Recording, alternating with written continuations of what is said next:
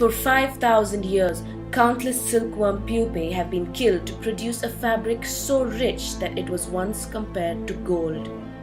Silk is a highly valued commodity in India, and silk saris are sought after for their rich feel and traditional designs.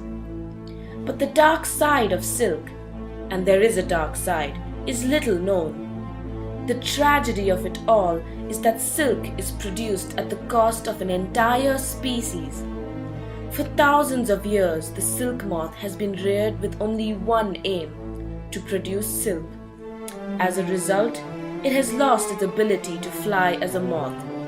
But that matters little since the worm is killed just as it is growing into an adult. Should it be allowed to become an adult moth, it only survives long enough to lay its share of eggs, and then it dies.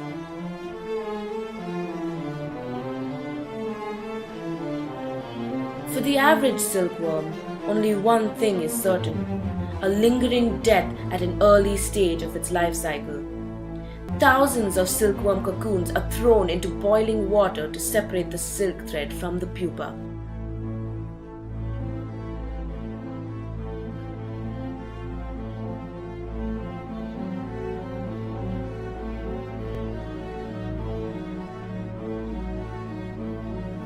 One cocoon produces 300 to 900 meters of silk thread. But the silk production process begins much earlier with the silk moth eggs. It takes 14 days for an egg to hatch and produce a larva, which feeds on only one type of food. 90% of the world's silk is produced by the Bombyx mori species of silkworm. And this species feeds exclusively and continuously on the mulberry plant for 20 to 30 days. During this period, their body molds 4 times, going from a pale graying blue color to a slightly yellow color. The ripe larvae tend to lift their heads up, almost as if they're telling the laborers separating them, "Pick me, pick me!"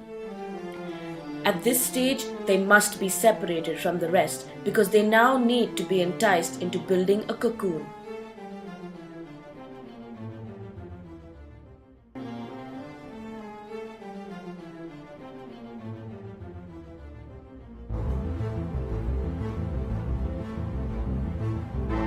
And once the cocoons are ready, the farmers sell them in the market before they can hatch into moths. But if nature were to be allowed to run its course, a chalky white silk moth would emerge after 3 days. This moth secretes a resin that melts through the cocoon, allowing the moth to escape.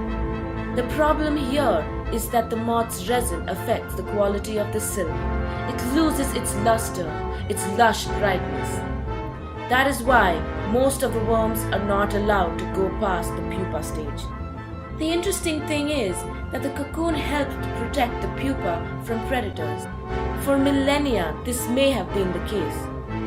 But about 5,000 years ago, man, the wiliest predator of all, discovered he could extract silk from the silkworm's cocoon. And that was that. Man had decided. No longer was the silkworm pupa going to be allowed to develop into a moth. A whole life cycle had been interrupted, nay broken, and death had come knocking sooner than expected. Shouldn't we pause and think about this when we make our next silk purchase?